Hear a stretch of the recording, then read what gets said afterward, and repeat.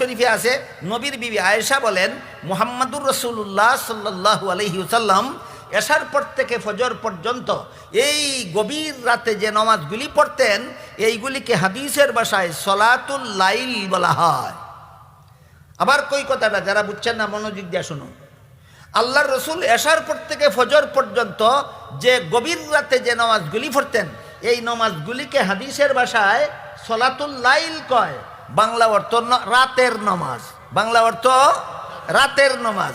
এই বুখারী শরীফের হাদিসে উল্লেখ আছে, নবীর বিবি আয়েশা বলেন আল্লাহর রাসূল রাতের নামাজ বিতির সহ 11 রাকাত পড়তেন। কি আছে কথাটা? বিতির সহ 11 রাকাত পড়তেন। বলুন তো এবার এই 11 রাকাত থেকে বিতিরের জন্য কত রাকাত বাদ দিলে 8 রাকাত থাকে? 3 রাকাত।